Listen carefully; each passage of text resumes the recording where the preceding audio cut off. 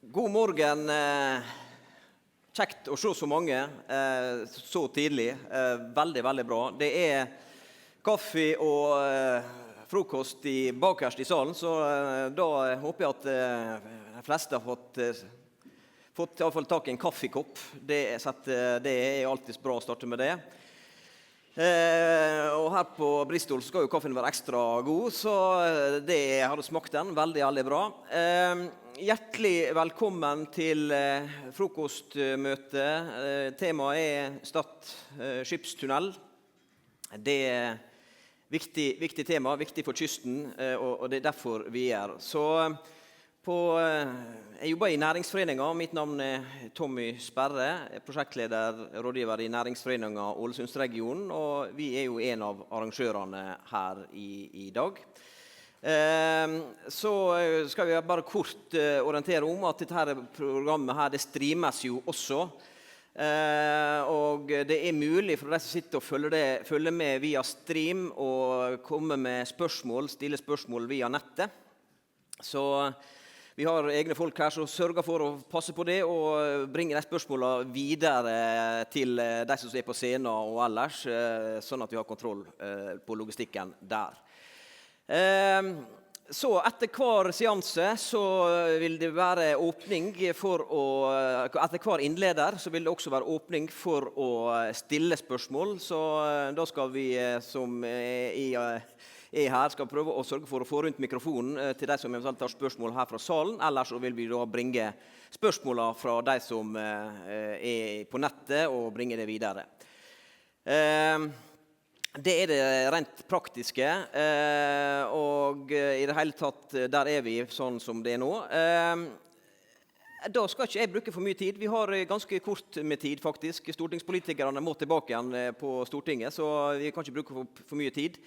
Så rett og slett da gir jeg faktisk ordet til hovedbolken. Det er Kystverket.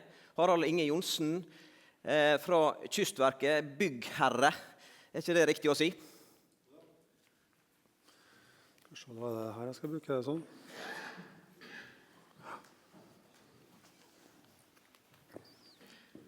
God dag. Navnet mitt er Harald Johnsen.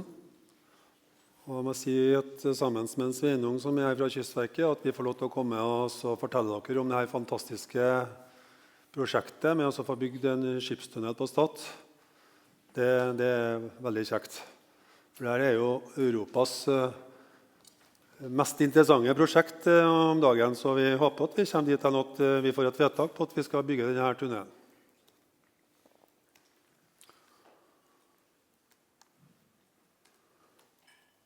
Det kartet som er opp her nå, hvis den ser litt godt etter, så er det Norgeskartet og med Østersjøen med noen lystråder, for dette viser behovet for riksvei 1 som er langs kysten vår. Det er betydelig med lys som viser trafikk fra Østlandet og opp langs kysten, og spesielt opp til Trøndelag og også videre nordover. Og som det står her, så er kysten veldig viktig for transport av varer. Det er 90% omtrent som går på sjø av transport inn og ut av landet, det vi eksporterer og importerer. Og på innenlandstransport så er det jo 50% av tonnasjen som går på sjøen. Det skulle med all tydelighet vise at det er viktig transportåre å legge til rette for god transport langs kysten vår.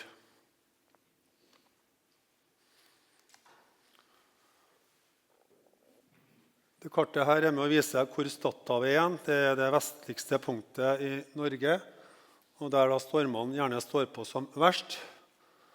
Og det til venstre oppe i hjørnet der viser da med den røde streken på hvor den indre leia skal kunne komme igjen med at du ferdes trygt også i dårlig vær, i stedet for å gå på utsida på Vestkapp, eller eventuelt at du må ligge i ro og vente på godt vær. Det var noen som kommer etter meg og forteller litt om hvor mange dager det er så dårlig vær at man ikke kommer fram, eller eventuelt at lasten får skader av å ta seg forbi Stadhavet. Så det å gi en tryggere seilas og ikke minst bedre forutsigbarhet for at lasten skal komme fram til rett tid. Vi vet at mottakerne av varer de vil gjerne ha varene til den tiden som er avtalt, og ikke etter det. Og så som det står, at det skal optimalisere prosjektet for å gi best mulig ressursutnyttelse og mest mulig nytte.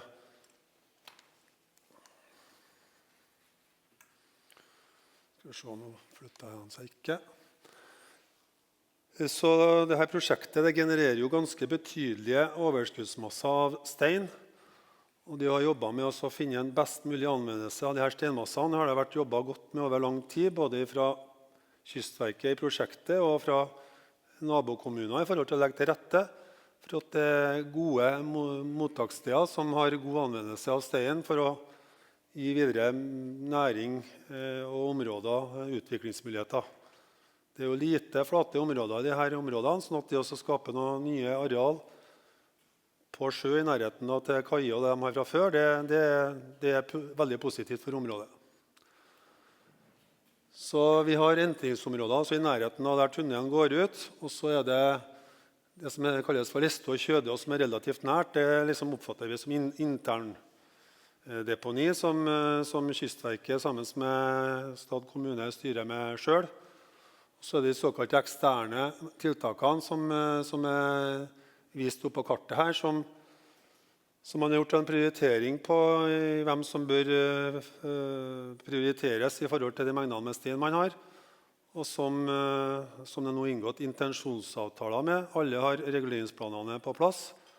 Også utslippstillatelser, som antageligvis mange av dem må fornyes, for de har en varighet stemplingsdato som man må oppdatere når tida går, for det har allerede gått en del tid fra de startet på å ha gjort dette her. Men det regner vi med en ganske kurant sak å få gjort. Jeg kommer litt tilbake til det at det er en del transport som er relativt langt unna til noen av de stedene, og at det er noen kostnader knyttet til det, og at vi jobber med hvordan det skal håndteres. Det har også noe med logistikken når vi skal bygge tunnelen å gjøre i et område med dårlig vær, og hvordan at vi sikrer at tunnelmassene blir kjørt bort etter hvert. Hvis ikke man får til det, så stopper fort tunnelutbyggingen seg hvis vi ikke får tatt unna de overskuddsmassene fortløpende.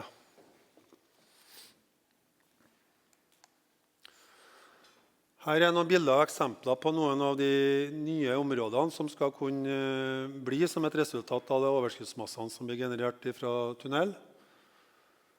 Det tunnelområdet Moldefjorden er jo innløpet til der skipene skal gå inn, men også da tilknytning til det og for laget til noe næringsaktivitet, og der også tunnelmunningen i seg selv kan være en attraksjon, og at det har muligheten til å skape noe.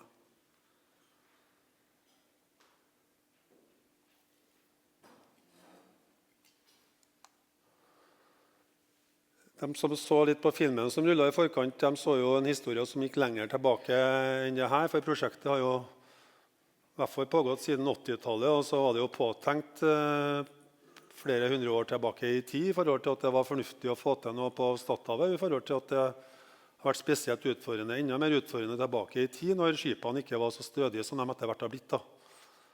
Men selv om de har blitt stødige, så er det absolutt et behov for at man må få en bedre led for å lede dem gjennom i dårlig vær. Det kommer noen bak meg å si noe nærmere om. Men prosjektet ble jo vedtatt mot én stemme fra MDG den gangen i 2021. Da ønsket hele Stortinget, bortsett fra den ene stemmen, at dette skulle bygges til den kostnadsrammen som lå der da. Jeg kommer litt tilbake til å fortelle litt om hva P50 og P85 er. Kostnadsramme, styringsramme.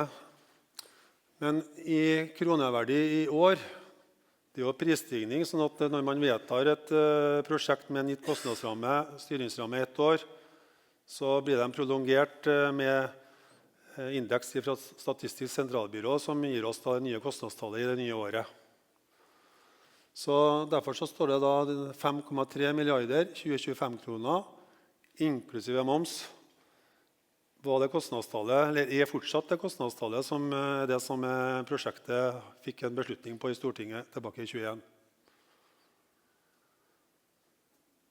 Så ga man en ny kostnadsinnspill til departementet i 2023, ut ifra at man har jobbet noe videre med prosjektet, og da så man på at dette prosjektet så ut til å bli en god del dyrere enn det som Stortinget besluttet tilbake i 2021.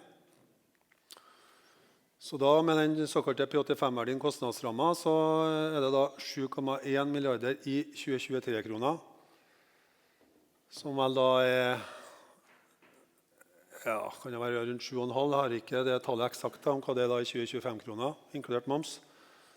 Men det var i hvert fall en indikasjon på at prosjektet ville kunne bli en god del dyrere enn det Stortinget vedtok.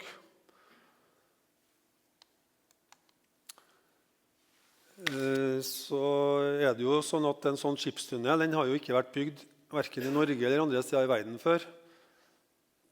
Store tunnelrom har vært bygd tilsvarende som vi skal bygge på Stad, men den spesielt store åpningen, skipene skal jo komme inn, sånn at vi kan ikke ha det som i Berghallen ellers, der du har en mindre åpning og så utvide seg.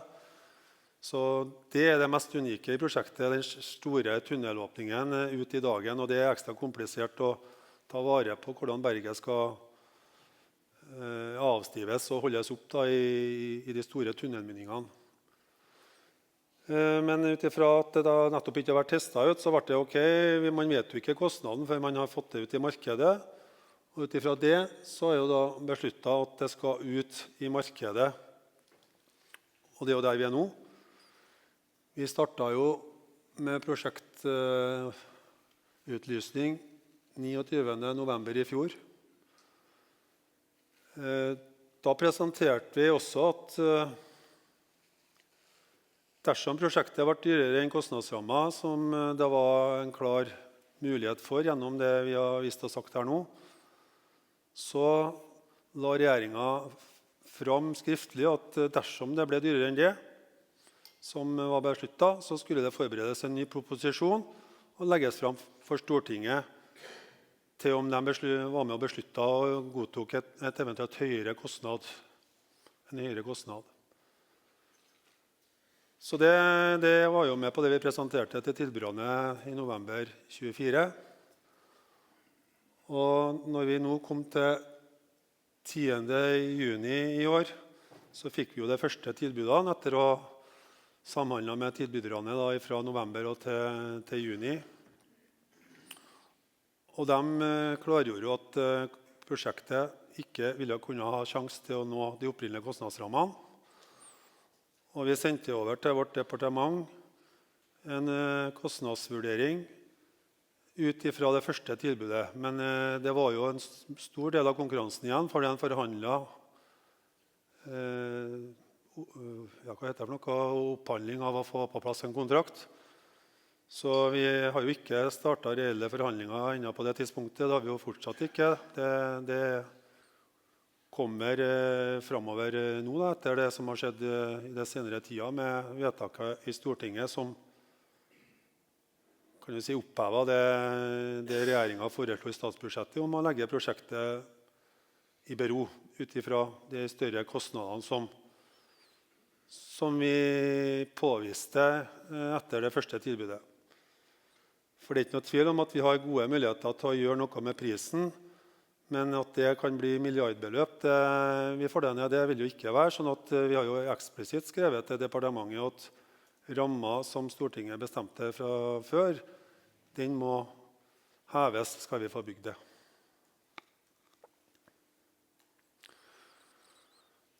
Ja, så det 10. og 14. oktober, det jo så kjent at jeg tror ikke jeg bruker da noe mer tid på det, men i hvert fall i etterkant av at Stortinget ba om den biten der. Her jo gjengitt teksten på det som ble tatt opp i Stortinget og vedtatt. Vi skal sikre at vi holder frem og fullfører. Og så det jo departementet som gir oss oppdrag, så de fulgte jo da opp det Stortinget besluttet med at vi da skal fortsette konkurransen. Og det der vi nå, og så har vi da fått en frist til 1. mars, for nå det sånn at vi har avklart det med departementet, sånn at de vet at vi har nok midler tildelt inneværende år Gitt at det mindre forbruket vi får ved nyttår blir overført til å kan bruke neste år, og det er det vanlige, men ikke automatikk i, så har vi nok midler til å drive videre forberedende arbeid og fullføre konkurransen fram til en mulig vedtak i revidert nasjonalbudsjett i juni neste år. Så ergo så er det ikke nødvendig å få noe nytt vedtak i Stortinget i forbindelse med statsbudsjettet for neste år for å drive prosjektet videre til det punktet på at vi får fram en kostnad som Stortinget da skal kunne ta stilling til i forbindelse med revidert neste år. Så 1. mars som utgangspunkt, vi har spurt om å få forlenget den fristen litt, men utifra at regjeringskonferansen er da rundt 10. mars, hørte jeg ble sagt her. Vi trodde den var litt senere utifra det vi hørte først, men så vi må jobbe knallhardt fram med tilbyderne og få fram reviderte tilbud, forhandle fram og også se på kutt, og legge fram noe til departementet innen den fristen i mars. Da. Det er ikke sikkert at anbudskonkurransen er helt ferdig, men vi har i hvert fall kommet atskillig lenger enn nå og startet forhandlinger, og så kan det være noe finjobbing videre som gjenstår faktisk etter at vi må sende fra oss til departementet. Da er det nye kostnader, og det er nye oppdaterte kost-nytte-vurderinger. Forberedende arbeider som har pågått, og som vi også ønsker å fortsette videre med, for det Stortinget sa ikke noe om de øvrige arbeidene, og der venter vi nå på et endelig svar fra departementet på at de klarer på at vi faktisk skal kunne jobbe med det, men de antydet jo at så vil det skje, men vi venter på et formelt brev faktisk på akkurat det. Da. Og under endring av infrastruktur i området så ligger det jo blant annet vannledninger. Vi har jo kjøpt en del hus, vi har forberedt i forhold til å skal kunne rive dem, men vi skal ikke rive noen bygninger før vi har det endelige vedtaket på eventuelt en høyere ramme neste sommer. Og reguleringsarbeidet hadde jo vært pågående. Alt er utgangspunktet på plass, men så driver vi jo nå og ser på mulige optimaliseringer, som krever mindre reguleringsendringer, som vi jobber med i samråd med Stad kommune. Så litt om kostnader og nytte.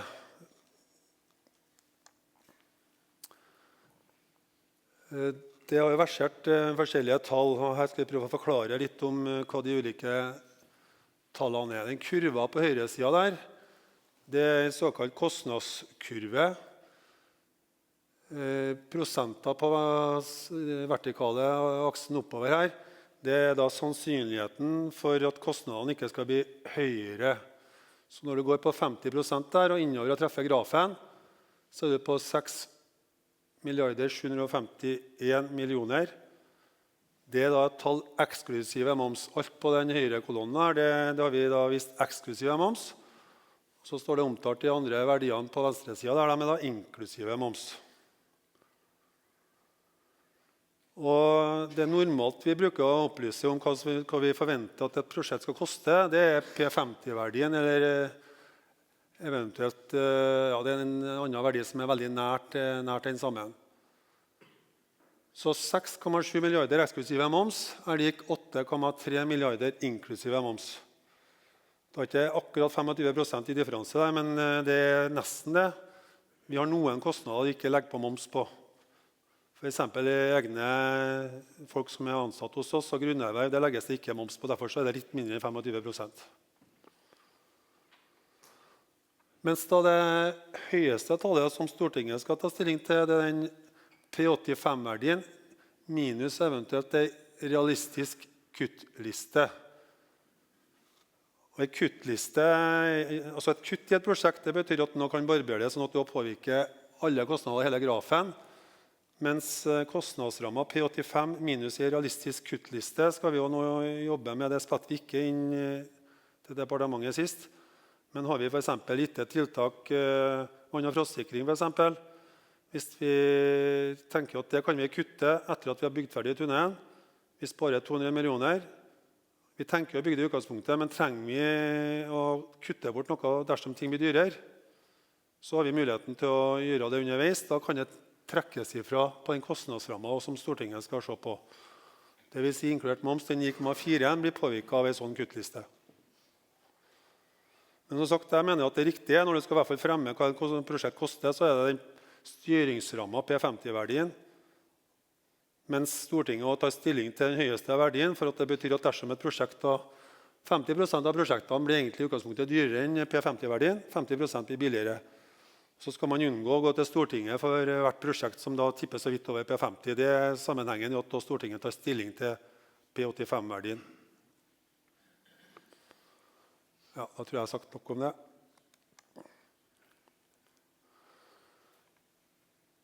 Dette viser et annet prosjekt som Kystverket har. Prisutviklingen de senere årene i forbindelse med koronaen og utover det har tatt skikkelig av. Det har gått veldig mye opp i alle kostnader, spesielt også innenfor massetransport, større masseuttak. Så 2 til 3 gangen er det enkeltprosjekt faktisk ellers og Kystverket. Det har økt, men det var litt ekstraordinært mye kanskje det sier noe, men man ser den samme tendensen både til Kystverket og Statens vegvesen, som jeg kjenner en del til fra det andre jobbet jeg har hatt.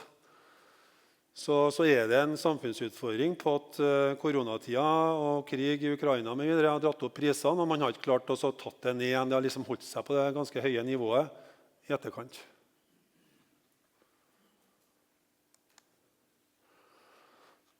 Så nyttevurderinger, det er egentlig ganske så nytt. Når vi sendte over brevet til departementet, så hadde ikke vi regnet ut de her nye nytteverdiene, og det er også noen nye måter å regne noe på som ligger inn i forhold til det som var presentert tidligere. Så det som er litt spesielt nå, at selv om kostnadene har gått betydelig opp, så har nytten gått opp tilsvarende i prosent, sånn at vi kommer ut omtrent med det samme kost-nyttetallet. Det er negativ kost-nytte, netto nytte per budsjettkrone. Effektmålet er cirka på -1. Det var det jo forrige gang. Og det er helt vanlig for de aller fleste samferdselsprosjekt at man ligger på minussida og i minst like mye som det her. Oslofjordtunnelen for eksempel har en dårligere nytteverdi enn det vi har regnet ut her. Så står det, ja, også det 75 års bruksperiode som det er lagt opp til i nyere tid. Før så var det 40 år, sånn at du regner nytten 75 år etter at prosjektet er ferdigstilt, i forhold til at i forrige beregning fra 2021 var lagt til grunn 40 år på det. Det er det egentlig modellene til Finansdepartementet som tilsier at den skal kunne gjøre. Så de 3 største nyttebærerne er anvist nederst der. Det er redusert drivstofforbruk på ferdselen på kysten, 173 millioner. Redusert ventetid, at man ikke må vente på tøvær, 476 millioner. Og så er det verdien på steinmasser til eksterne mottak og også egne, som faktisk er over 1 milliard verdisatt i beregningene. Det viser bare at det er en veldig stor nytte i de steinene, og at det er veldig viktig å få utnyttet dem.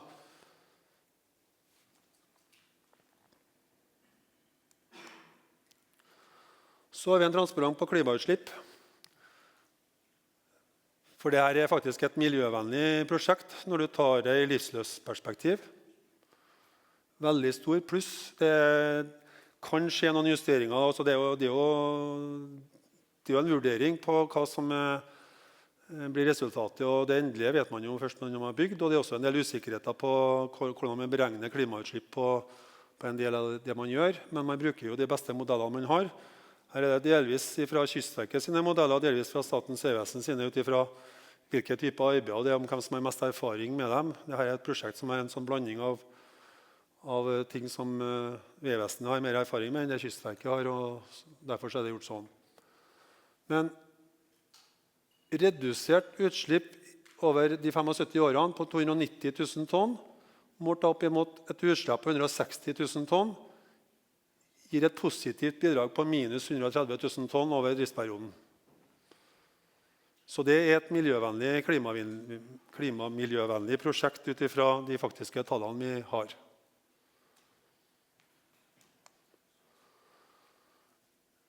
Så ut ifra statusen vi er nå i november 25, så er det jo en justert framdriftsmulighet vi ser på nå her.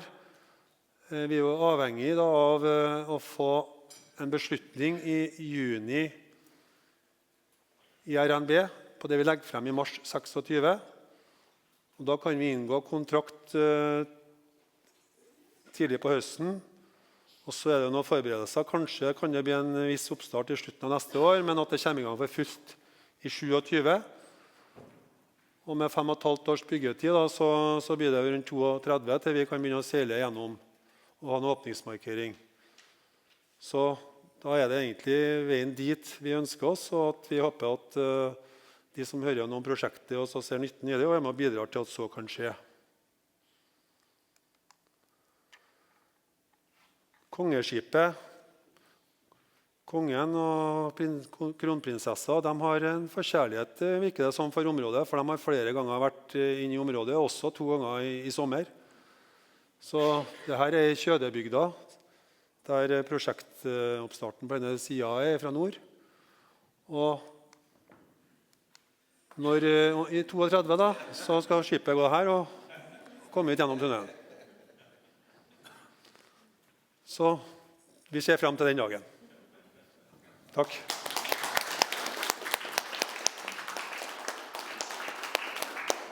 Da det åpning for spørsmål.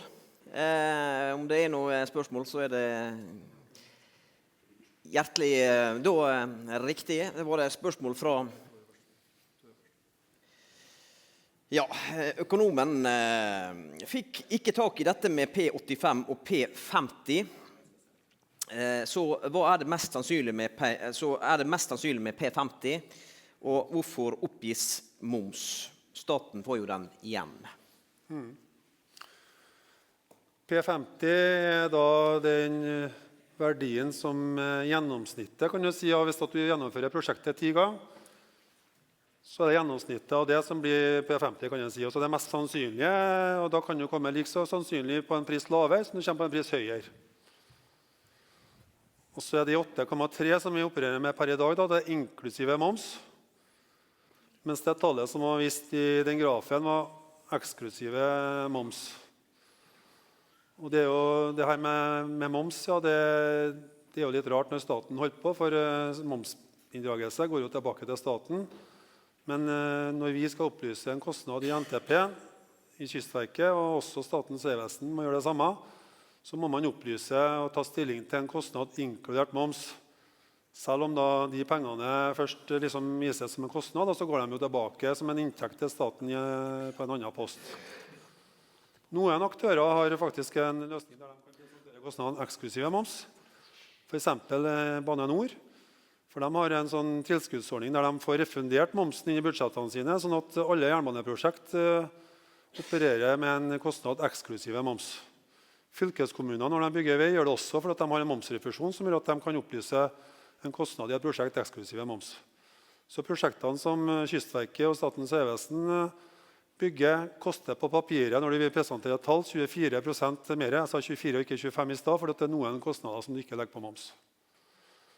Så det jo egentlig ikke en reell kostnad strengt tatt for staten, de momsdelen. Bjørlo. Takk for det. Du nevnte her nye tall på både kost-nytteberegninger og på et samlet CO2-regnskap.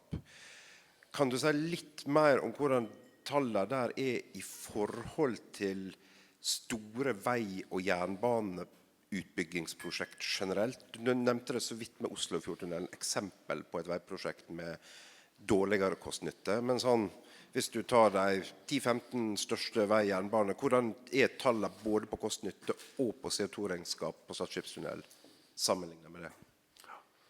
Alle hørte hva han sa, regner jeg med, så jeg trenger ikke å gjenta det. Jeg har jo ikke alle tall helt klart i hodet, da, men den kost-nytte på bedre enn -1, det sjelden på store prosjekt. Det flere av de veiprosjektene som nå ligger inne i porteføljen til rullering, ligger vel gjerne mellom -1,5 og -3. Sånn at det veldig brukbart i forhold til det målet opp imot det der. Og når det gjelder klimautslipp, så det jo litt forskjellig kan være.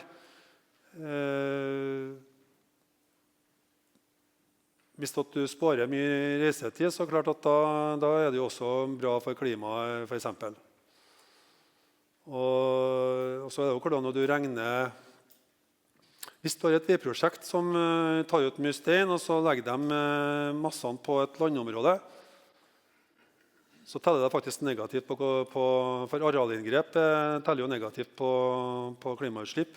Så legger du en stor steinunge på land, der det har vært skog fra før, for eksempel, så det veldig negativt på hvordan nytten tipper vi i havet, så det ikke det. Så det mange litt sånn rare faktorer som gjør at det ikke er så enkelt å sammenligne fornuften fra prosjekt til prosjekt der, så jeg tror ikke jeg våger meg ut på å si noe mer enn det på det. Jo, Torbjørn Vereide, stortingsrepresentant for Arbeiderpartiet.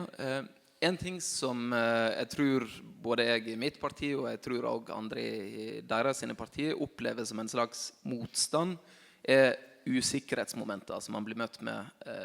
Det jeg er redd for ikke 9 milliarder, men at 9 blir til 14, eller hva det måtte være. Og så spørsmålet da om hva egentlig det reelle usikkerhetsmomentet? Du nevnte i sted avstivning, med tanke på hvor stort hølet over hvor lang distanse. Men man har jo på en måte, man har jo fjellprøver, man har jo erfaring fra andre land med dimensjonene, selv om man ikke har med selve lengden. Så jeg bare litt sånn spørrende på hva det som reelt når vi her møter motstand, og vi blir møtt med usikre argumenter. Hva det som reelt, og hva det som ikke reelt i det? Det var usikkerhetene som gjenstår i prosjektet du hovedsakelig lurte på nå.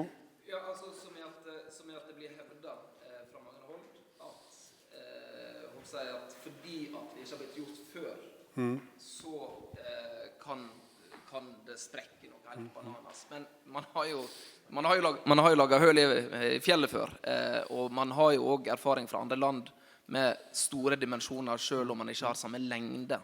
Så jeg lurte på om du kunne hjelpe oss med å få debunke litt myte ut på ditt område. Ja, jeg var inn på det at om tunnelen er lang, så så lenge du gjør samme operasjon, så det bare bedre. Hvis du har gjort noe 10 ganger, så blir du bedre enn 11., 12. og 18. gangen hvis du bare gjentar prosessen med å bygge tunnel. Men det var akkurat portalområdene, der du går ut i dagen, hva som er den synlige åpningen. Det er det ekstraordinære her. Det er det som det fortsatt kan være en viss spenning knyttet til, men vi har jo metoder på bolte, henge opp fjellet og gjøre det på en trygg måte. Men det dårlig berg akkurat i det området du skal gå inn? Vi har jo kartlagt det veldig nøye. Men det kan jo være at det er ok med å flytte 20 meter innover, for eksempel, fordi at akkurat der det var påtenkt, så var det noen slepper som kanskje ikke var helt heldige å ha, på grunn av at den er så kjempesvær, den åpningen. Men drive berghaller, vi har de som er plukket ut, har jo visst erfaringsprosjekt der de har vært med å drive store bergrom. For det er jo et premiss her for å kunne være med at vi har dyktige folk til å gjøre det. Og så er det at når vi har kommet dit vi er nå, og når vi får inn en faktisk pris, det er jo ikke normalt at man faktisk har det med seg når man skal faktisk be om et budsjett som Stortinget skal ta stilling til. Sånn at vi har jo kvittet oss med masse usikkerheter. Markedsusikkerhet bruker å være av de største usikkerhetene vi opererer med. Nå har vi jo fått bort den når vi har prisen på plass. Så jeg vil si at vi har tatt bort veldig mye usikkerheter som ellers ville ha vært der på et prosjekt uten å komme i gang med noen prosess med entreprenørene med det prosjektet her nå. Det har man oppnådd gjennom det vedtaket at man skulle sette i gang prosessen og få frem det her, sånn at det er veldig bra det i seg selv. Men den gjenstående usikkerheten, det har den på alle tunneler, selv om de er ordinære, at hvordan geologien, treffer man på noen utfordringer i den? Blir sikringen større enn tenkt fra før? Det blir påvirket. Når det er mulige kutt, altså det vann- og frostsikringen, den kan vi ta stilling til litt senere. Den har vært veldig mye diskutert opp gjennom tida,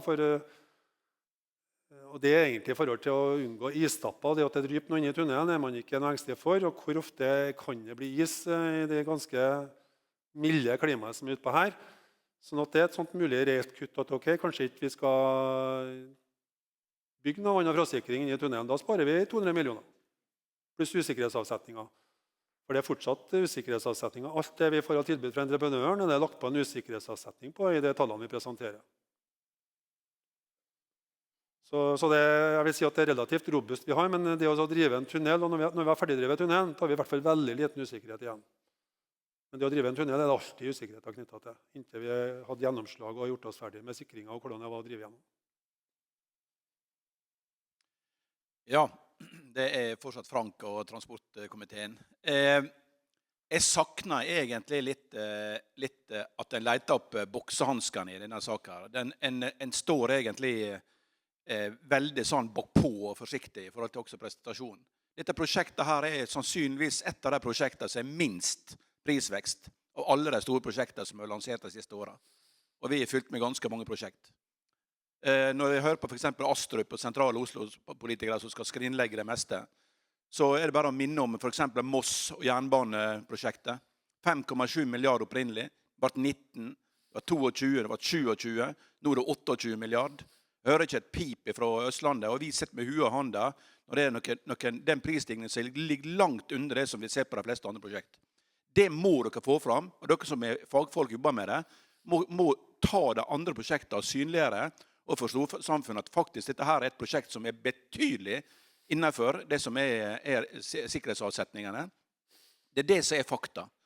Og så det spørsmålet jeg stiller med, det at det en stilt krav nå om nullutslippsmaskiner og nullutslippsanleggsområder og vekting av miljø og klima I disse her anbudene.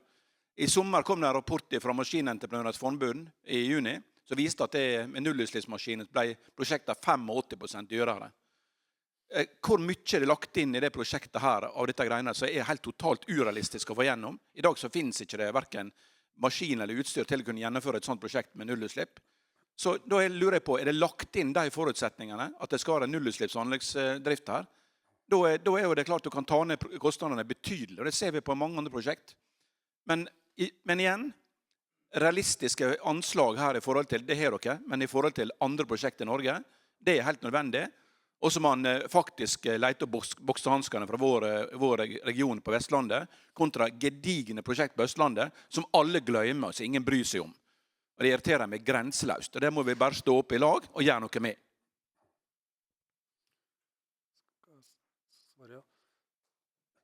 Jeg synes fordi kanskje ikke Kystverket sin oppgave å snakke ned de andre prosjektene som sprekker har utfordringer, da, at de må prøve å opplyse hvordan vi jobber og driver oss for noen andre. Kanskje snakke og sammenligne, sånn som du kanskje sa nå, Frank. Men jeg kan gjenta, som jeg sa litt I stad, at jeg har veldig trua på når vi har kommet dit vi nå, så skal vi klare oss å forholde oss til den P50-verdien, styringsrammen, og at det ikke blir nødvendig å gå opp til kostnadsrammen, fordi at usikkerhetene atskillig mindre når vi på det stadiet vi har kommet til. Så det har vi veldig, veldig tro på.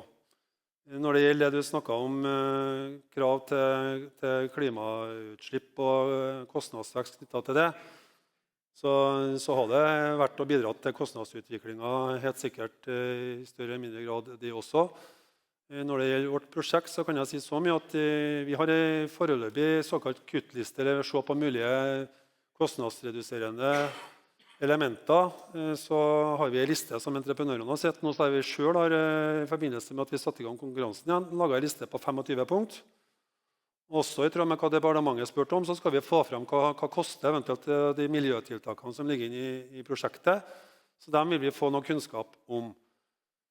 Nå det jo sånn at de kravene kan jo ikke vi uten videre bare se bort ifra, for vi bruker den såkalte unntaksbestemmelsen på at vi har sagt at vi har lagt inn det og det I prosjektet som minstekrav, for at man ikke skal vekte miljø 30%, det vel som noe utgangspunktet kravet som finnes I regelverket. Men det kravene som ligger inn, det lavalkaljesement på betongen, det resirkulert stål, det noe på at asfalten, det jo ikke veldig mye asfalt, men vi skal jo legge om noen fylkesveier og sånt, sånn at det noen krav til den asfalten, materialet I den. Så når det gjelder strøm og bruk av strømmaskiner, så det ikke noe, der står det dit hen at den strømmen som tilgjengelig sånn og sånn, og de skal kunne vise til hvordan de kan utnytte den på best mulig måte. Det den måten kravene lagt opp til denne konkurransen. Så har vi som sagt bedt aktørene nå om å si om hvor mye de koster, for å nettopp få belyst det. For det var vi enige med departementet at det skulle vi få frem ut ifra det spørsmålet som har kommet om at man ønsker å få det frem I dagen. Vi short på tid, så da må vi rett og slett sette strek nå. Det blir anledning for å stille spørsmål også på slutten av seansen her i dag. Så da er de som sitter inne med spørsmål nå kan forberede deg til slutt. Så har vi en ny runde da. Da er det Havila Kystruten, Bent Martini, administrerende direktør. Hjertelig velkommen.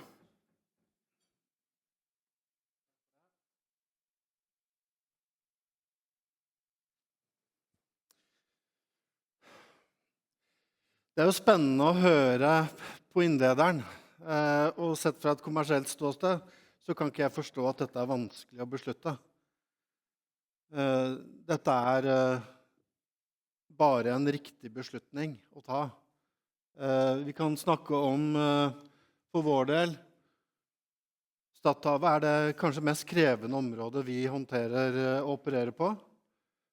Våre kapteiner, som er også involvert i prosjektet inn mot Kystverket for å bistå i simulering og se på risikoelementer rundt det å endre operasjonsprofil og gå inn i en tunnel som ingen har gjort før, som er utrolig spennende i seg selv for hele prosjektet.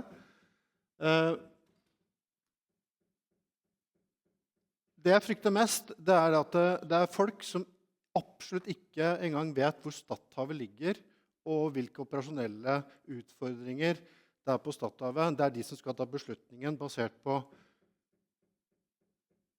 informasjon som de burde ha kvalitetssikret bedre. Jeg har seilt mange år i dette området, og jeg har ligget ganske mange ganger og ventet på vær. Det er stort sett for våre skip, så er det ikke nødvendigvis skipene som er begrensningen. Det er menneskene ombord, gjestene våre, og så er det last og lastehåndtering. For oss som går i rute, så er det regularitet. For vi kan ikke gå ut når været er dårlig, og hvis dere ser litt på denne grønne og blå, det er jo stort sett der vi går. Indre led for oss i dag er den blå. Da er det godt nok vær. Hvis vi må gå den ytre leden, så bruker vi vesentlig lengre tid. Det er vesentlig mer ubehagelig for de som er ombord. Vi bruker vesentlig mer fuel.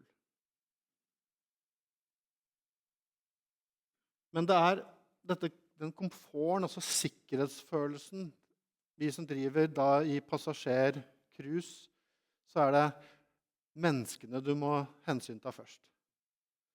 Opplevelsen av Stad, og jeg vet ikke om dere har fulgt med, men ja, jeg har vært på kysten seilt, og nå nærmer det seg 30 år. Nå begynner vinterstormene. Vanligvis så kom de i oktober, slutten av oktober, innom november. Og vi opplevde det i september, tidlig i september. Altså, været endrer seg. Og det, folkens, det handler jo om miljø og mye som ikke er tema i dag, men det er klart vi som opererer hver eneste dag, og da kommer det noen etter meg i dag også, men det er også dette potensialet her for å skape en økt komfort og sikkerhet og regularitet for alle som ferdes på kysten ved å gjøre dette. Vi bygger inn noe som er utrolig bra. Vi skaper et reelt alternativ til å gå rundt Stad. Og økt forutsigbarhet, økt trygghetsfølelse, og så er det mer miljøvennlig. Altså, vi bruker vesentlig mindre fuel. Vi kommer til å gå her. Og jeg kan ikke forstå at når vi kommer til å gå der, dette kan jo ikke være gratis. Jeg håper dere tar det med i betraktningene deres også, at det skal jo ikke være gratis nødvendigvis for kommersielle aktører å gå gjennom denne tunnelen. Hvorfor skal det ikke koste noe? Over tid, og det trenger ikke koste så fryktelig mye, men hvis man driver en bedrift, så er det, en viss betjeningsevne må man ha, og vi er villige til å betale for å gå igjennom her, fordi at vi vil spare mye på å gjøre det. Og så er det dette, folkens. Økt sjøsikkerhet, ja. Men hvis dere ser på den samfunnsøkonomiske muligheten som ligger her, det å skape veldig stor grad av økt næringsvirksomhet. Dere åpner kommunikasjonsårene mellom de to største stedene i Norge. Rett nord av Stad og rett sør av Stad. Det er de regionene som har størst skaperkraft i hele Norge. Å åpne opp der, så åpner man opp en kommunikasjonsåre som bidrar stort til økt næringsvirksomhet. Og bare den aktiviteten som planlegges på hver side av tunnelen, vil betale denne tunnelen veldig fort. Hvis man ser på økt antall arbeidsplasser og Vestkapp, altså dette er det nye Nordkapp, det kommer til å blomstre av reiseliv, næringsaktivitet og arbeidsplasser. Dette betaler seg selv, i tillegg til at vi skaper en sikker ferdselsåre for de som opererer langs etter kysten. Bare tenk den attraksjonen for oss med våre gjester å gå denne tunnelen. Altså, det vil være stort. Og vi kommer til å gå der. Og jeg har såpass mange andre utfordringer i hverdagen for å skape resultater. Hadde jeg skulle tatt beslutningen på denne, hadde det vært no-brainer. Dette er penger fra dag 1. Dette er verdiskapning i stor forstand. Og prosjektet styres veldig godt. Nå har det tatt fryktelig lang tid, for dette snakket man om når jeg seilte også på begynnelsen av 90-tallet. Når vi begynte å diskutere alt det som var mulige og alternative løsninger her oppe. Det tar fryktelig lang tid. Enkelte prosjekter har en trang fødsel, og det tar tid å få det til. Men det å stoppe dette nå vil være fatalt. Dette er en veldig riktig og god beslutning. Og jeg vet det er mange ulike meninger. Det finnes like mange meninger som det finnes navigatører. Men det finnes også veldig mange cowboyer. Cowboyene skal vi ikke høre på her. Nå må vi høre på faktisk de som forstår seg litt mer på risikobildet og levere det som faktisk ligger i dette prosjektet, som jeg mener er fantastisk bra. Så jeg gleder meg til at vi i 2032, og vi kommer til å være der og seile gjennom. Takk.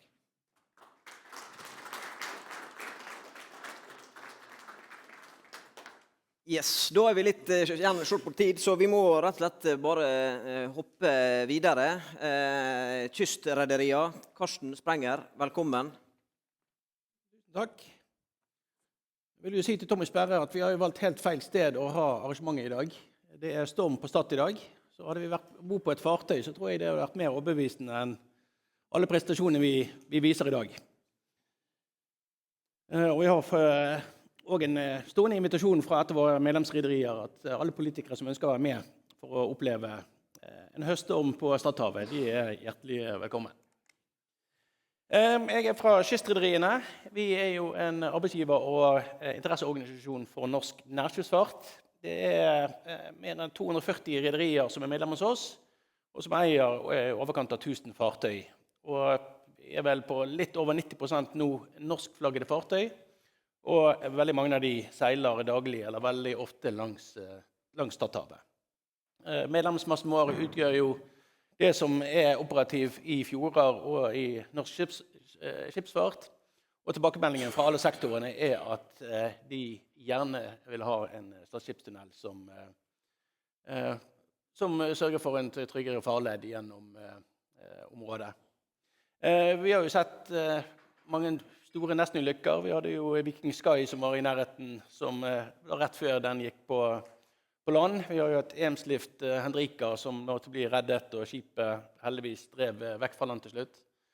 Men det mange tilfeller av nestenulykker som vi ikke får opp i nyhetene, men som kunne vært svært alvorlig både for folk og for miljøet hvis drivstoff kommer ut av skipet og forurenser. Hva egentlig dagens situasjon? Det blitt sagt til flere ganger at Stadhavet jo den mest værutsatte kyststrekningen vi har i Norge. Det veldig ofte hyppige stormer, sånn som i dag. Det skiftende værforhold. Det veldig vanskelig å planlegge når man skal ut og seile. Og mellom 100 og 120 dager i året så det veldig utfordrende værforhold rundt Stadhavet. Og det sier seg selv for de som må langs Stadhavet, der det vanskelig å planlegge. Man må ofte vente med å gå over.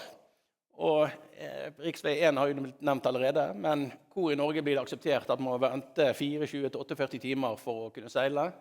Hadde man hatt det på andre riksveier, så hadde det vært nasjonal nyhet at her stod biler og ventet på å kunne kjøre videre. Men på en eller annen måte så aksepterer vi det sjøveien. Og som også har blitt sagt av Bent i sted, så det jo en helt ny næring som kan oppstå når den tunnelen der. Det jo mye persontransport som i dag ikke vurderer engang å seile langs Stadhavet, på grunn av at det så ofte man da må innstille. Men kommer Stadtunnelen, så det en helt ny næring som kan utvikle seg, og spesielt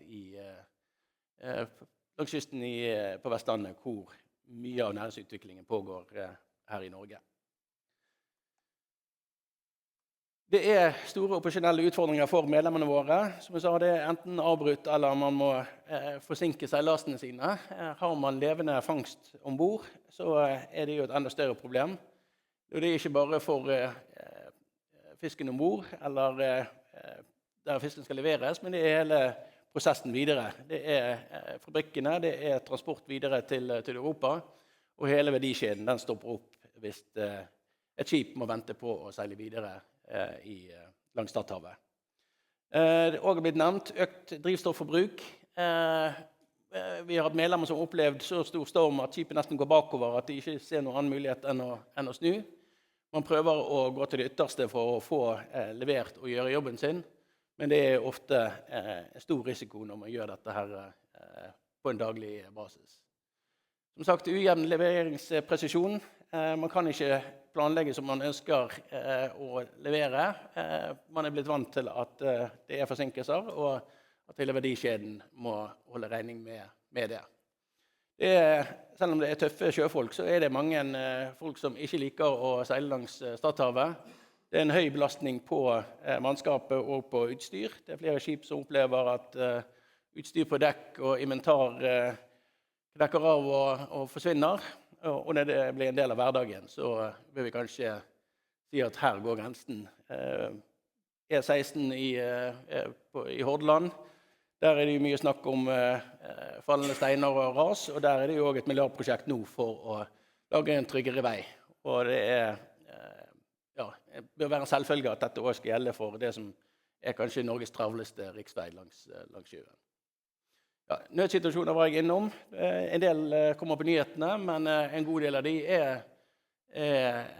nødsituasjoner som blir avverget. Og som man så på det kartet i sted, man velger å seile langt fra kysten, at man har god tid til å finne løsninger dersom noe skulle skje. Men til og med de som seiler kort til kysten, så det veldig fort at været endrer seg. Og som vi så med Viking Sky i nærområdet, så var det bare en par hundre meter fra at dette ble katastrofal utfall. Vi har et rederi som seiler langs Stadhavet med rederiet i hvert fall 1000 ganger i året. De jeg vil si, ekspert på det området. Og fordi det evident at dette må bygges, at det ikke noe logisk diskusjon hvorfor man ikke skulle gjøre det. De taper drivstoff, de har mannskap som ønsker å ikke gå langs Stad, men det ikke den populære strekningen for mannskapet å gå langs. Og hvis du ser det på bildet på det fartøyet også, sier seg selv at naturkreftene så enorme at Man kan være godt forberedt, men naturen er alltid den store vinneren i sånne situasjoner. Rederiet ble også liggende værfast flere ganger i året. Og når man tenker at 100-120 ganger dager i året at situasjonen er at man må vurdere å bli værfast, så er det veldig dårlig business på verdiskapning på Vestlandet. Og rederiet er også veldig tydelig på at dette er ikke et løsningsprosjekt, det er en fantastisk mulighet til å investere i infrastruktur. Og når man ser hvor mange tunneler som bygges i Norge, så burde ikke denne ene tunnelen som er så viktig for Vestlandet vært en diskusjon i det hele tatt. Jeg har vært litt innom konsekvensene for verdikjeden. Mange velger heller for det som er tryggest, og det er å få lasten over på vei. Da kommer han frem, men også der er det et mye større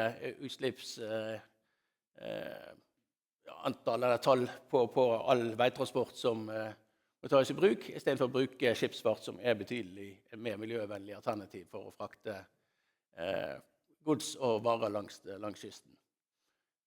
Man kan ikke planlegge det man ønsker, og med videre transport ut i Europa så er det usikkerhet, og man velger da dessverre for kanskje et dyrere, men mer sikkert alternativ for å få varen frem i Norge.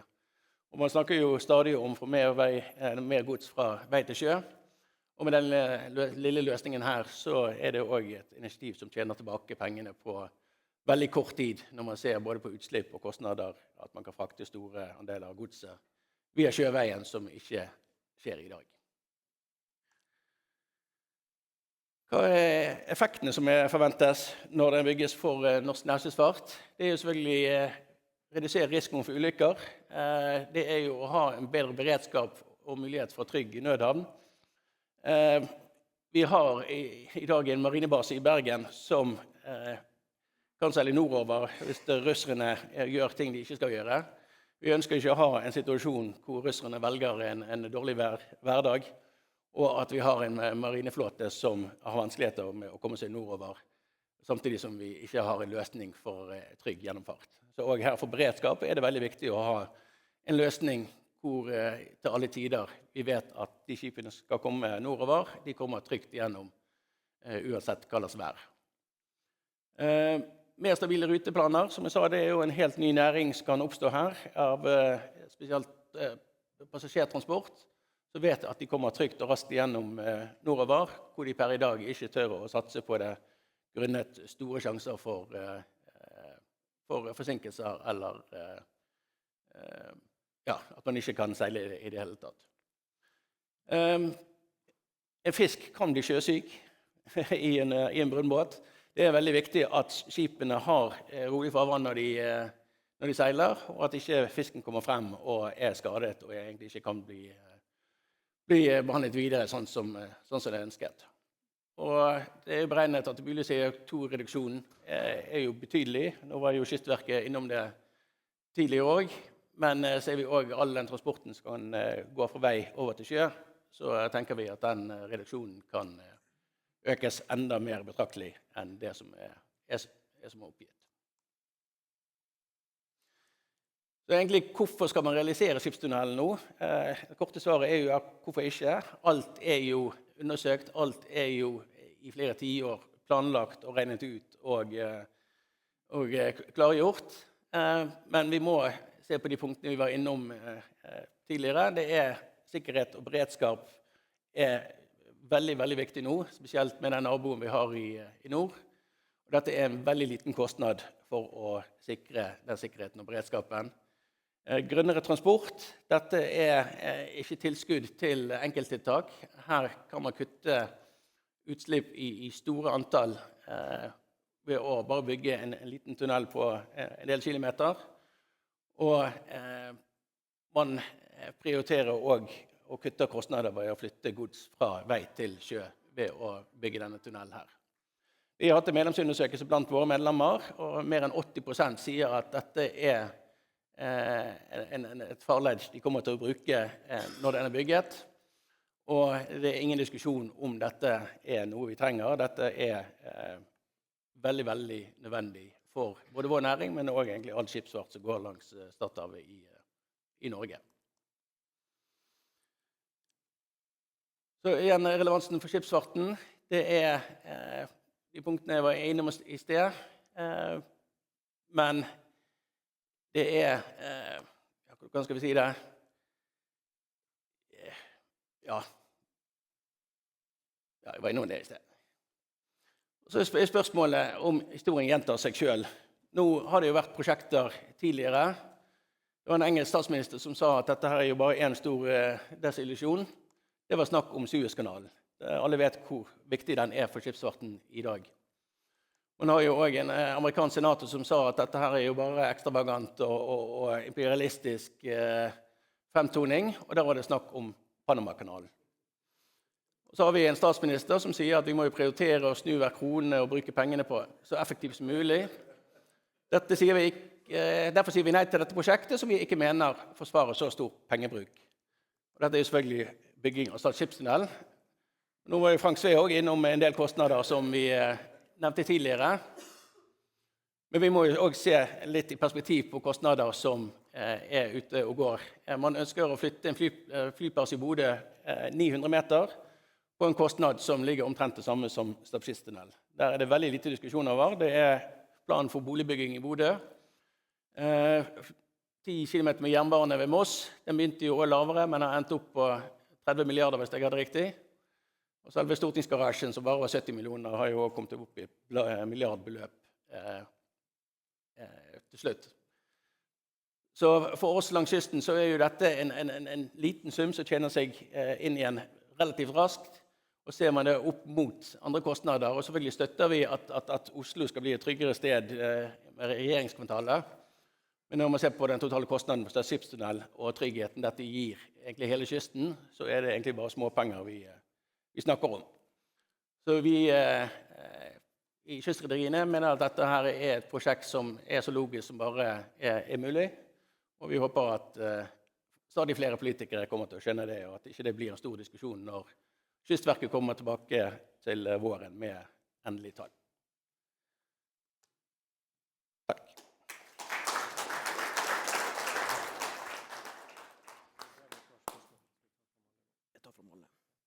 Da, tusen hjertelig takk. Da kan du komme opp igjen på scenen her, sammen med andre innlederne, Kystverket og Havila Kystruten. Og så det da rett og slett, Sverre, der noen spørsmål som vi kan ta nå. Det var en hand I været, så da kan vi begynne med det. Tusen hjertelig takk forresten til dere for gode innlegg. Ja, dette jo et fantastisk sterkt og flott menighetsmøte. Og den menigheten vil garantert doble seg ganske så fort. For her snakker vi om Norge sitt månelandingsprosjekt. For en del tiår siden ble jo et sånt prosjekt lansert litt lenger sør på Mongstad. Nå det midt på kysten, og det blir fantastisk. Jeg landet med videre I går på fullmåne, et lite skytek, og så var det klar bane, klar kyst. Så her det egentlig å få opp begeistring, og det jo fantastisk jobb som Kystverket har gjort, og dere som har nå presentert det, både fra Havila og på kystrederiene, så det egentlig utrolig at dette her ikke blitt flagget opp internasjonalt, som det også blitt, men ikke minst I Kyst-Norge. For her av oljefondet så bruker en bare 1 krone av hver fjerde. Så det ikke skattebetalerne sine penger I det hele tatt. Det naturen som gir litt landskap tilbake til skipstunnel. Så lykke til videre.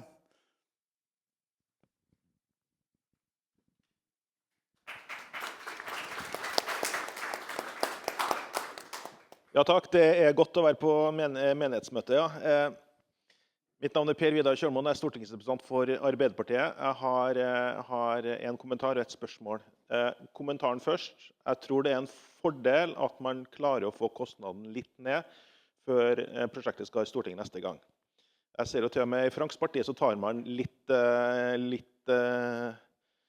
ja, kommuniserer man at kostnadene ønskes ned. Så spørsmålet til Kystverket tror man at det finnes et potensial for å få kostnadene noe ned? Og så merker jeg meg at Havila åpner for brukerbetaling. Så er jo spørsmålet til Karsten og kystrederne, det noe som dere kan være innstilt på å kikke på? Og egentlig til Kystverket igjen, det noe penger å hente på det? Eller blir det uansett for smått? Ja, takk. Kystverket først. Ja. Jeg visste jo at vi ser og jobber med å få kostnadene ned. Det å få frem mulige merkostnader knyttet til klimatiltak, det ble stilt spørsmål i stad, og jeg svarte noe rundt det. Jeg nevnte vann- og frostsikring som man eventuelt kan ta bort, og at man kan leve med det. Noe av det viktigste kanskje av det mulige kutt som betyr en del, jeg også nevnte, og logistikken, kanskje det en delvis brukerkostnad på å transportere noe av overskuddsmassene til de mottakene som langt unna. Det jo noe vi vil... Vi har sagt at vi skal presentere merkostnaden med å levere til eksterne mottak.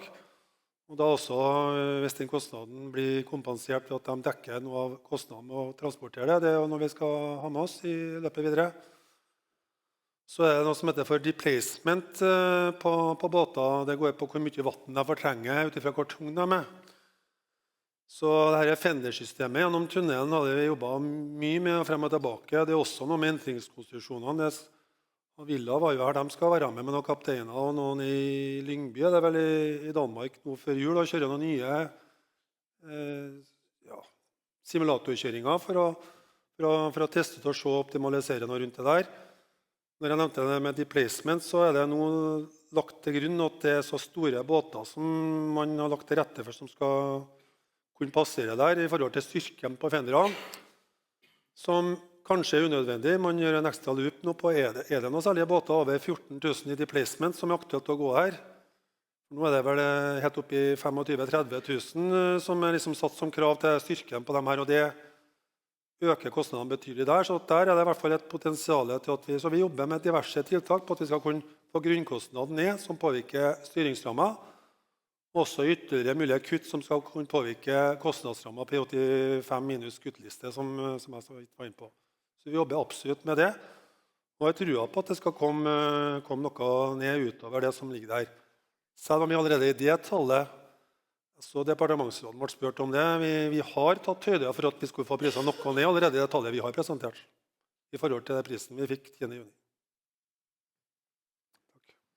Ja, det korte svaret på det jo i prinsippet ikke. Hvis du ser på NTP og summene som går til skipsfarten, eller til kysten og til Kystverket, jo bare rundt 3-4% av det totale NTP-beløpet. Så vi mener jo at når vi har et prosjekt som først skal bygges, så vil det vært logisk i våre øyne at dette betales av staten. Selvfølgelig kan man komme der at blir prosjektet realisert uten bruk av betaling, så må man ta stilling til det. Men i prinsipp mener vi jo at dette noe som skal være en del av farleden, og som skal være lik andre tiltak i Norge. Og at vi da bygger en tunnel for første gang, det øker kanskje den summen med 1%, men det langt mindre enn det som brukes på vei og bane i Norge. Kystruten, noen kommentarer til vurderinger rundt det her? Nei, altså jeg skal være forsiktig med å banne kirka, Det vel... Jeg tror for en del av næringsvirksomheten i Norge, sånn som reiseliv, så ser jeg ikke bort ifra at dette kan være riktig å måtte betale noe for. Vi vil også spare en del på å kunne seile gjennom tunnelen kontra å seile rundt. Så jeg åpen for det. Vi må ta vår del av en kostnad her. Det miljø, det sjøsikkerhet.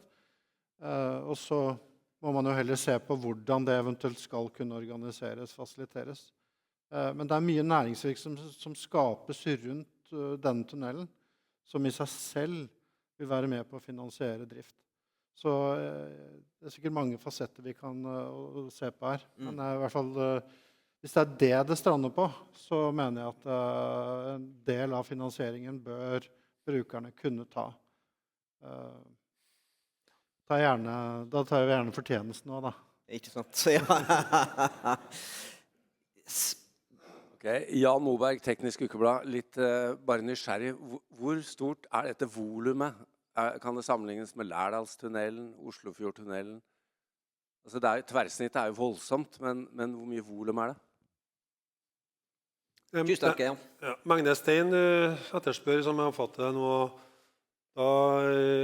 det 5 millioner kubikkmeter stein omtrent som overskuddet.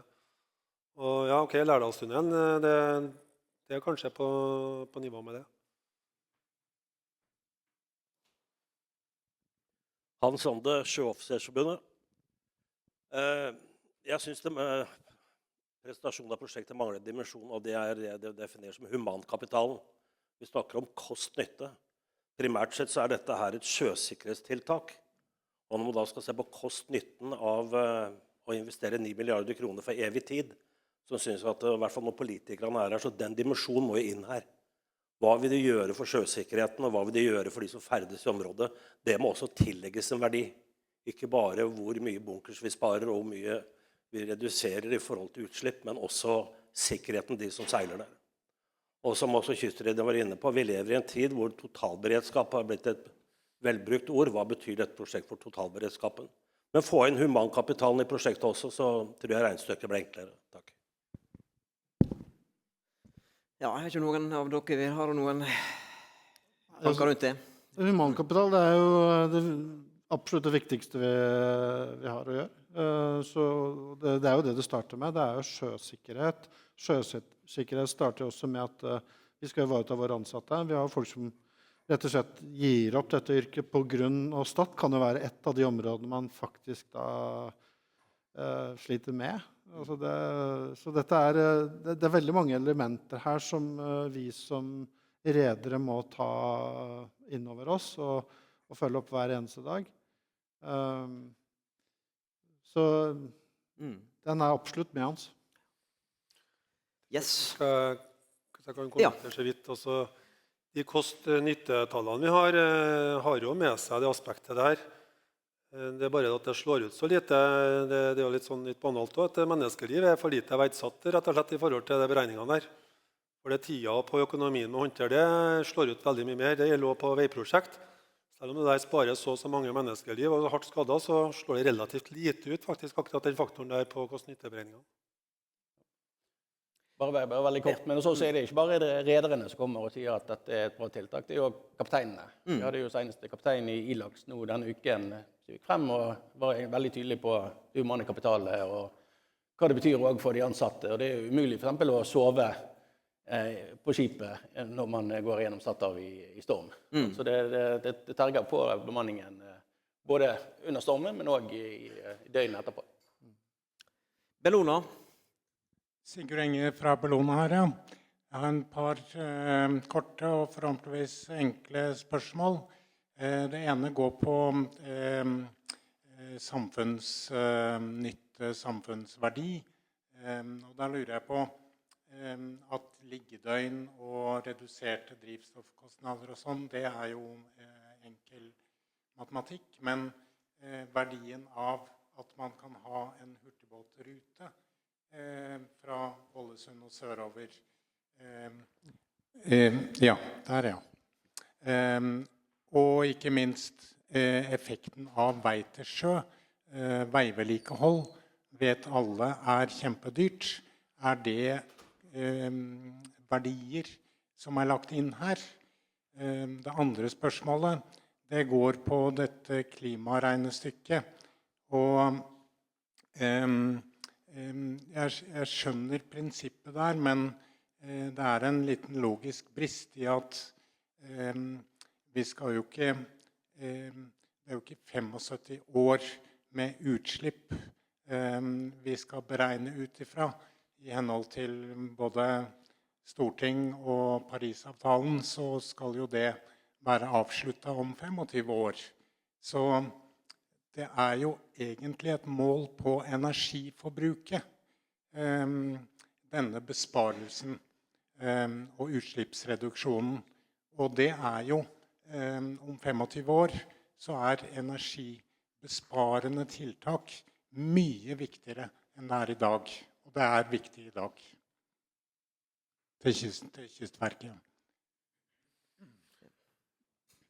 Vi må jo forholde oss til de regnemodellene som finnes, og som alle samferdselsaktører må forholde seg til. Så det du sier for eksempel, at det gir muligheten til nye ruter gjennom tunnelen og så videre, det får man ikke direkte frem i de kost-nyttetallene, for da det ut ifra de brukerne som der i dag, hvor mange av dem blir overført til nytte av tunnelen. Det sånn beregningene kommer frem. Så da må man ha en sånn siderapport med eventuelt noe man kaller for mernytte, da, som sånn sideordnet ting som ikke modellene fanger opp, for å eventuelt prøve å belyse det. Når det gjelder det du spurte om på klimautslipp 25 år kontra 75 i biten der, så kommer jeg ut på tynt, skummelt farvann, sånn at jeg skal være veldig forsiktig med hva jeg sier der, for at det der har ikke jeg god nok rede på. At det de modellene som lagt opp til å bruke, og hvordan du får frem tallet her, som vi har forholdt oss til. Da. Vær så god. Ja, Sondre Olsen her i NHO Vestland. Dette kanskje ikke så veldig mye spørsmål, men det like mye en sånn... Vi har jo snakket mye om nett og nytte her i dag, og jeg husker når saken kom ut om Stad skipstunnel at de vurderte å droppe prosjektet, så gikk jeg inn og så kikket jeg på samfunnsnytten for alle prosjektene som jeg kunne finne, og som lå i i den ganske nye nasjonale transportplan, og da fant jeg 13 prosjekter ganske raskt som har dårligere nytte enn Stad skipstunnel. Og når Frank Sve nevnte dette om at vi må ta på oss boksehanskene, så tenkte jeg at det i alle fall noe som vi må ta med oss og utfordre de andre på, fordi hvis man da skal kutte prosjekter, så bør vi jo kanskje da begynne å kikke på en del andre prosjekter, og 5 av disse 13 prosjektene som jeg fant, de ligger da i Oslo og gamle da Viken fylke. Så jeg har bare lyst til å oppfordre litt til det, og jeg tror litt fordi at Stad skipstunnel et litt annet type prosjekt, så det veldig fort det man fort nevner, for det husker folk, og så blir det brukt veldig mye både av politikere og andre. Så jeg tenker spesielt dere som politikere her fra kysten, dere bør i alle fall utfordre de andre på det, fordi som det har blitt nevnt, så det veldig få prosjekter i Norge som har samfunnsnytte som positiv. Det vel faktisk bare 2 prosjekter, og begge de 2 prosjektene ligger på Vestlandet for øvrig. Så det bare en liten oppfordring herfra. Yes. Nei, jeg støtter fullt og helt det som blir sagt. Jeg tror 2 garantier vi har, det jo at prosjektet blir ikke billigere. Så jo lenger man venter med å bygge det, jo dyrere det blir. Og en annen sikkerhet jo at drivstoff blir jo bare dyrere i årene som kommer. Så den besparelsen, den øker jo betydelig. Og som det nevnt i sted, vi får jo forhåpentligvis også nye energiformer, ammoniakk eller hydrogen om noen år. Og da spørs det også om det så veldig sikkert å dra ut i Stadhavet i storm med en ammoniakktank bak på skipet. Så vi må også der tenke sikkerhet og stabile farvann. Så det føler jeg ikke tatt med i betraktningen her, men det blir kanskje enda mer opphold og stillstående fartøy hvis man har sånne energiformer ombord. Nettopp. Judith Kvåle.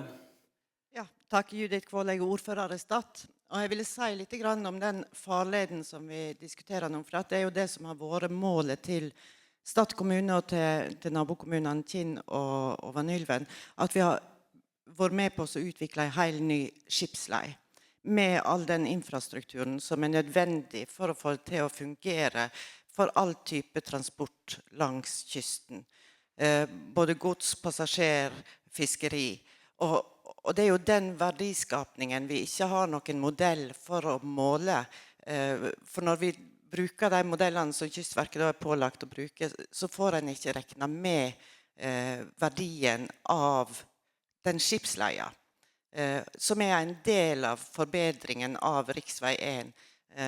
Der jo flere prosjekt som kan komme lenger frem i tid for å gjøre leia enda tryggere, enda lenger nordover.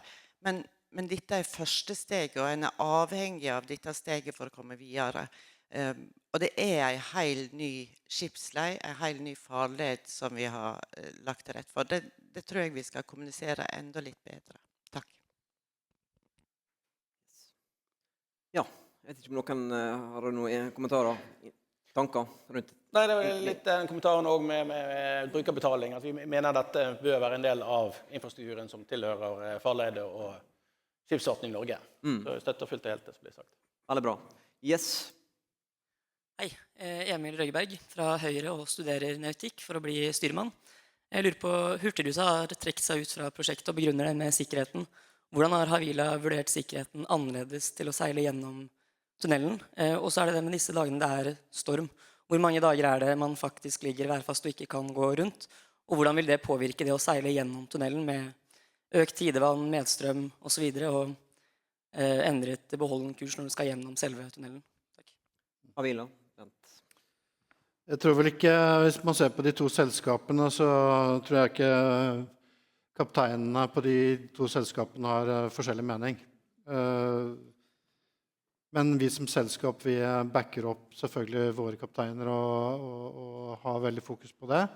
De har også meldt seg frivillige til å være med i prosjektet og støtte Kystverket på simulering. Og det klart entringspunktet på begge sider, litt avhengig av vær og vind og strøm, for såpass store skip som vi har, så det selvfølgelig en ting vi må være veldig klar over. Og så har vi ekstremt god manøvreringsevne til tross. Det veldig strenge krav til disse skipene på kysten. Sånn sett så har vi har veldig mye vi kan på en måte være klar, bare vi blir klar over det, så kan vi forberede oss. Det å seile rundt, det har vi gjort nå i alle år. Den opplevelsen vet vi. Det slik at når vi passerer Rørvik på syd, så tar vi en beslutning om vi skal gå til Bergen eller ikke. Og det det folk ikke legger merke til. Det det at når vi ligger i Trondheim, så har vi kansellert på grunn av Stad.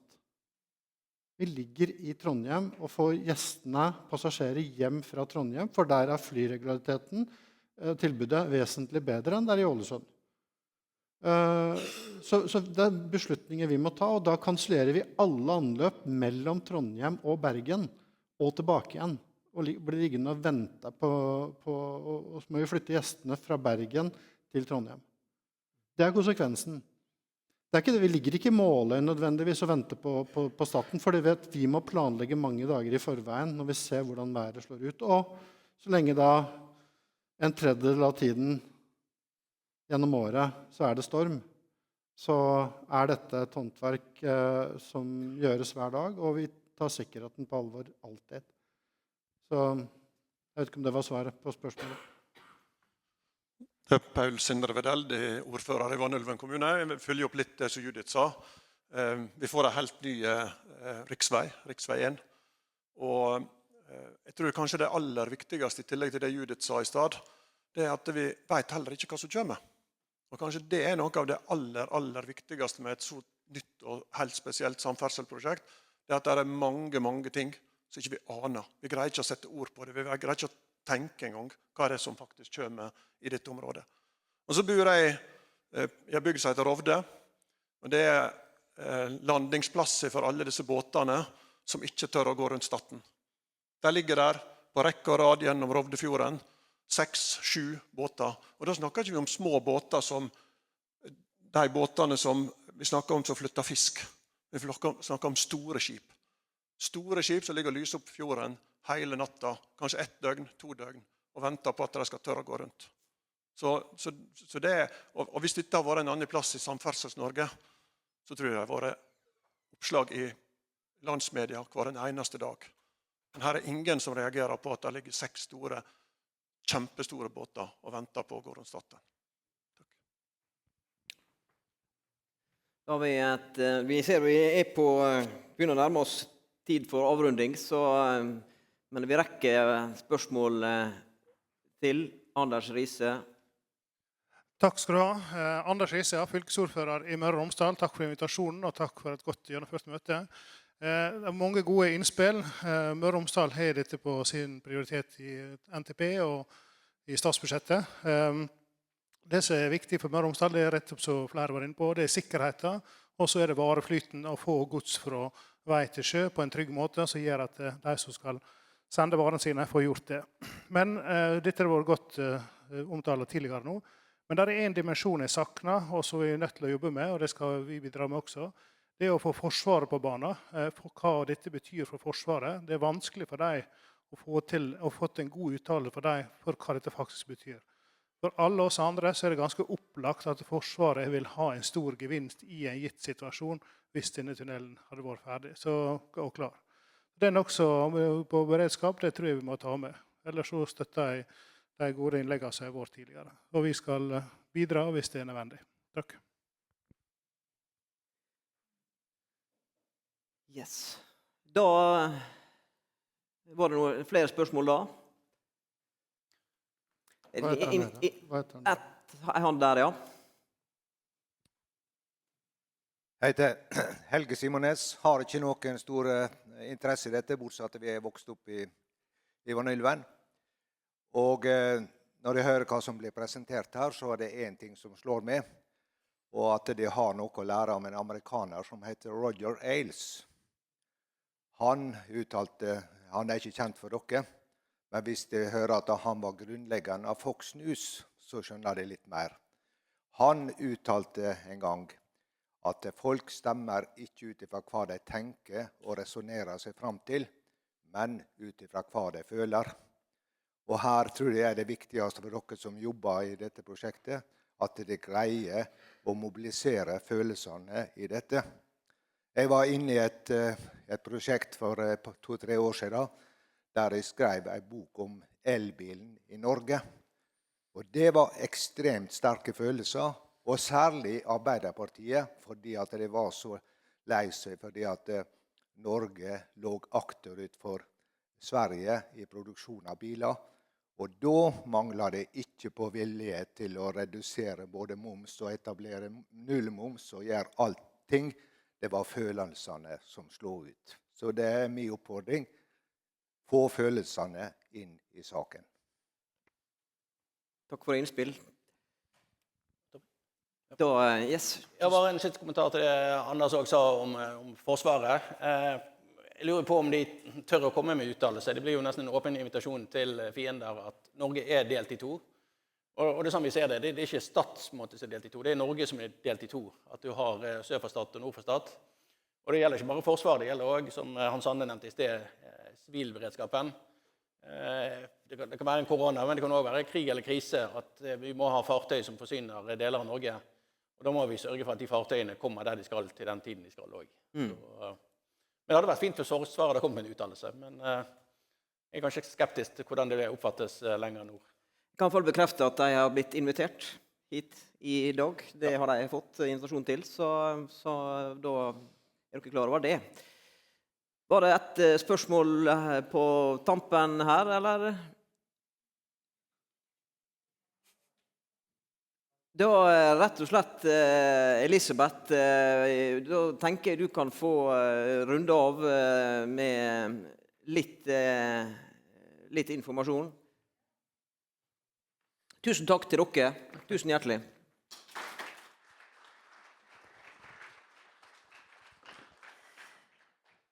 Tusen takk for godt oppmøte i dag, at det har vært smekkfullt her.